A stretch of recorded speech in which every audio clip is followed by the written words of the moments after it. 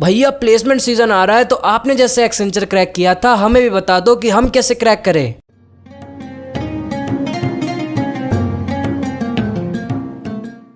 तो hello guys, welcome back to my channel. और आज हम बात करेंगे कि आप लोग एक्सेंचर में ASE और AASE रोल कैसे क्रैक कर सकते हो। एक्सेंचर में जब आप लोग अप्लाई करते हो तो एडवांस एसोसिएट सॉफ्टवेयर इंजीनियर और एसोसिएट सॉफ्टवेयर इंजीनियर दोनों रोल का जो एग्जाम होता है और दोनों रोल का जो तरीका होता है वो बिल्कुल सेम होता है। AASE के लिए आपको 6.5 LPA का पैकेज दिया जाता है और ASE के लिए आप लोगों को 4.5 LPA का पैकेज दिया जाता है। और दोनों का जो एग्जाम होता है वो एक साथ ही होता है, यानी कि अगर आप लोग एग्जाम में अच्छा परफॉर्म करते हो तो आप लोगों को AASE वाला रोल मिलता है, और अगर आप लोग एग्जाम में थोड़ा कम अच्छा परफॉर्म करते हो तो आपको ASE वाला रोल मिलता है। इसीलिए आज की वीडियो में मैं आप लोगों को दोनों रोल के बारे में बताऊंगा। अगर आप लोग एग्जाम में अच्छा परफॉर्म करते हो तो आप लोगों को AASE वाला रोल मिल जाएगा, अगर उतना अच्छा नहीं कर पाते हो तब आप लोगों को ASE वाला रोल मिलेगा। एक्सेंचर में अप्लाई करने का आप लोगों को दो तरीका मिलेगा। पहला होता है एक्सेंचर का कैंपस प्लेसमेंट, जो कि आपके कॉलेज में ही होगा, और दूसरा तरीका जो ऑफ कैंपस तरीका होता है वो होता है हैकडीवा। अब हैकडीवा क्या होता है? हैकडीवा एक्सेंचर का एक ऑफ कैंपस एग्जाम होता है। अगर आप लोग उस एग्जाम में बैठते हो और अगर उसको क्वालिफाई करते हो तो भी आप लोग एक्सेंचर में जॉब ले सकते हो। हैकडीवा कब होता है और कैसे आप लोग को अप्लाई करना है, उसके लिए अगर आप लोग हैकडीवा के वेबसाइट पे जाकर चेक करते रहोगे तो आप लोगों को मिल जाएगा कि हैकडीवा कब हो रहा है और आप लोग हैकडीवा पे अप्लाई कर पाओगे। तो अगर आप लोग एक्सेंचर में अप्लाई कर रहे हैं कैंपस प्लेसमेंट से या फिर हैकडीवा से, तो सबसे पहले आप लोगों का जो फर्स्ट राउंड होता है वो होता है एप्टीट्यूड राउंड। अब एप्टीट्यूड राउंड ऑनलाइन तो होता है, लेकिन आप लोग उसे घर बैठे नहीं दे सकते हो। आप लोगों को फिजिकली एक सेंटर अलॉट किया जाएगा, आप लोगों को वहां जाकर एग्जाम देना पड़ेगा। एप्टीट्यूड राउंड में 90 क्वेश्चंस होती हैं जो आप लोगों को 90 मिनट्स में सॉल्व करना होता है। एप्टीट्यूड के लिए अगर आप लोग Geeks for Geeks के वेबसाइट पे चले जाते हो तो यहाँ पर आप लोग देख पाओगे कि जितने भी एप्टीट्यूड से रिलेटेड टॉपिक्स हैं वो यहाँ पर आप लोगों को लिस्टेड मिल जाएगी। पहली होती है क्वांटिटेटिव एप्टीट्यूड, उसके बाद होती है लॉजिकल रीजनिंग टॉपिक्स, और उसके बाद होती है वर्बल एबिलिटी टॉपिक्स। अब एक्सेंचर का जब मैंने एग्जाम दिया था तब मैंने नोटिस किया था कि वहां पर क्वांटिटेटिव एप्टीट्यूड से एक भी क्वेश्चन नहीं आया था। वहां पर सिर्फ लॉजिकल रीजनिंग से क्वेश्चन था और वर्बल एबिलिटी से क्वेश्चन था। तो अगर आप लोगों के पास कम टाइम है तो मैं यही कहूंगा कि क्वांटिटेटिव एप्टीट्यूड आप लोगों को करने की जरूरत नहीं है। अगर आप लोग बाकी दोनों टॉपिक के हर चैप्टर से एक एक क्वेश्चन कर लेते हो प्रैक्टिस, तो आप लोगों का एप्टीट्यूड क्रैक हो जाएगा। उसके लिए आप लोगों को यही करना है कि GFG की वेबसाइट पे जाना है और हर टॉपिक से एक दो क्वेश्चन प्रैक्टिस कर लेना है। उसके साथ साथ जो आप लोगों का कोर सब्जेक्ट है यानी कि ऑपरेटिंग सिस्टम्स, कंप्यूटर नेटवर्क्स, इन सब से भी कुछ क्वेश्चन आता है एप्टीट्यूड राउंड में, और उसके साथ साथ माइक्रोसॉफ्ट ऑफिस के भी कुछ क्वेश्चंस आते हैं। एक्सेंचर का जो फर्स्ट राउंड होता है वो बहुत ही ज्यादा इजी होता है। अगर आप लोग सिर्फ कॉमन सेंस लगा के भी क्वेश्चंस को अटेंड करते हो तो भी आप लोग सॉल्व कर सकते हो, इतना इजी क्वेश्चंस होता है। बचपन में जो आप लोग मेंटल मैथ्स करते थे क्लास 5, 6, 7 में, उस लेवल का होता है इनका एप्टीट्यूड राउंड। अगर आप लोग सोच रहे हो कि भैया ये माइक्रोसॉफ्ट ऑफिस का क्वेश्चन हम कैसे अटेंड करेंगे, ऑफिस के क्वेश्चन भी मुझे नहीं आता था जब मैं एक्सेंचर का एग्जाम दे रहा था। तो वहां पर एक क्वेश्चन था कि किसी विंडो को ओपन करने के लिए कौन सा शॉर्टकट यूज करना पड़ता है, तो उसमें था Ctrl+W, Ctrl+E, Ctrl+R ऐसे करके कुछ था। अब विंडो का फर्स्ट में W आता है इसलिए मैंने Ctrl+W कर दिया था, और घर आके मैंने चेक किया तो आंसर सही था। तो इसलिए मैं कह रहा हूँ कि इतना सिंपल होता है एक्सेंचर का जो फर्स्ट राउंड होता है उसमें। बस अब अगर आप कॉमन सेंस भी लगा के अटेंड करते हो तो भी आप लोगों का जो एग्जाम है वो सॉल्व हो जाएगा। 90 क्वेश्चंस जो आपके होते हैं वो पूरे MCQ बेस्ड होते हैं और कोई नेगेटिव मार्किंग नहीं होती है। तो अगर आप लोगों को कुछ क्वेश्चन समझ में नहीं भी आ रहा है तो भी आप लोग उसको कुछ ना कुछ ऑप्शंस जरूर डालें। अब उसके लिए कुछ लोग मुझसे पूछ रहे थे कि भैया ये फर्स्ट राउंड का कट ऑफ कितना होता है। अब फर्स्ट राउंड का जो कट ऑफ होता है वो कोई फिक्स्ड कट ऑफ नहीं होता है, ये कोई नीट का एग्जाम नहीं है जो आप लोग को कट ऑफ मिल जाएगा। इसमें क्या होता है कि जब आप एग्जाम देते हो तो वो अलग अलग स्लॉट में डिवाइडेड होती हैं, और आपके पेपर की डिफिकल्टी की वजह से हर स्लॉट का जो कट ऑफ होता है वो डिफरेंट होता है। आप लोगों को पता नहीं चलेगा कि किस स्लॉट का कौन सा कट ऑफ है, इसलिए आप लोगों को ये सब चीज़ों के बारे में ज़्यादा सोचने की ज़रूरत नहीं है। आप लोगों को बस यही देखना है कि 90 क्वेश्चंस में से आप लोगों को सारा का सारा अटेंड करना है। मैंने जब पर्सनली एग्जाम दिया था तो मेरा एक्सपीरियंस ये था कि 90 मिनट का जो पेपर था वो मैंने 60 मिनट्स में कंप्लीट कर दिया था। 60 मिनट में मेरा जो 90 क्वेश्चन है वो कंप्लीट हो चुका था और मैंने पेपर को सबमिट कर दिया था। अब टाइम के लिए मुझे बोनस मिला या नहीं मिला उसका मुझे कोई आइडिया नहीं है, लेकिन जैसे ही आप फर्स्ट राउंड क्लियर करोगे 2 मिनट आप लोगों को वही बैठे रहना पड़ेगा।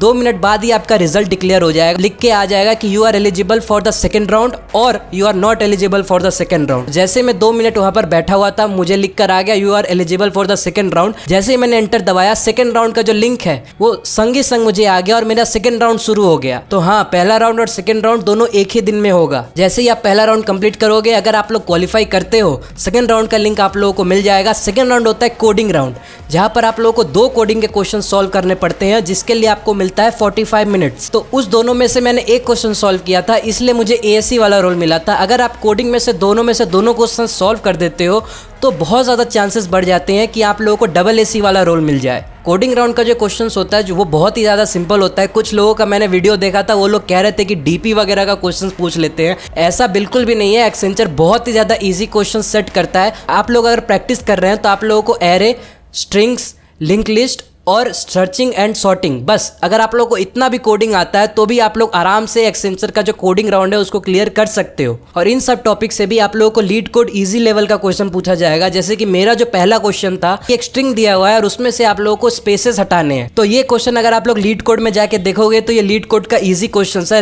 Remove spaces from a string. Second question जो मेरा था वो मुझे समझ में नहीं आया था, लेकिन मैंने अपने बाकी स्लॉट के दोस्तों से पूछा था तो उन्होंने बताया कि उनको रिवर्स एरे करने का क्वेश्चन मिला है, उनको क्विक सॉर्ट करने का क्वेश्चन मिला है। तो जो बेसिक आप लोग क्वेश्चन सॉल्व करते हो बस उन्हीं में से रहता है। बहुत ज्यादा एडवांस कोडिंग की आप लोगों को बिल्कुल जरूरत नहीं पड़ेगी। सेकंड राउंड में अगर आप लोग एक भी क्वेश्चंस कर देते हो तो भी आप लोगों का जो कोडिंग राउंड है वो क्लियर हो जाएगा। उसके बाद ही आप लोगों को 2 मिनट वेट करना पड़ेगा और आप लोगों को सब लिख के आ जाएगा you are eligible for the next round. Third round में जब आप लोग एलिजिबल हो जाते हो तो थर्ड राउंड का नाम होता है कम्युनिकेशन राउंड। अब कम्युनिकेशन राउंड उसी दिन नहीं होगा, कम्युनिकेशन राउंड 10-15 दिन बाद होता है। कम्युनिकेशन राउंड जो होता है वो नॉन एलिमिनेशन राउंड होता है, यानी कि अगर आप लोग कम्युनिकेशन राउंड में बहुत ही खराब परफॉर्मेंस भी करते हो तो भी आप लोगों का एलिमिनेशन नहीं होगा। कम्युनिकेशन राउंड ये देखने के लिए किया जाता है कि सामने वाला जो बंदा है उसको इंग्लिश बोलना आता है या नहीं आता है। कम्युनिकेशन राउंड के कुछ क्वेश्चंस मुझे याद है, जैसे कि एक आप लोगों को पैसेज दे दिया जाएगा, 2 मिनट मिलेगा उस पैसेज को पढ़ने का। उसके बाद आप लोगों को कुछ क्वेश्चंस मिलेंगे उस पैसेज से ही, 2-3 क्वेश्चंस वो आपको सॉल्व करने पड़ेंगे। ये एक क्वेश्चन था। उसके बाद ऐसा भी एक क्वेश्चन था कि एक आप लोगों को सेंटेंस दिया जाएगा और उसको पढ़ने का 1 मिनट टाइम दिया जाएगा और उस सेंटेंस के जो वर्ड्स होंगे वो जंबल डब किए रहेंगे। वहां पर आप लोग को माइक ऑन करके उस सेंटेंस को करेक्ट करके बोलना पड़ेगा और आपका जो सेंटेंस है वो रिकॉर्ड हो जाएगा। कम्युनिकेशन राउंड आप घर से दे सकते हो, आप लोगों को कोई सेंटर जाके नहीं देना है। 15-20 मिनट का होता है कम्युनिकेशन राउंड।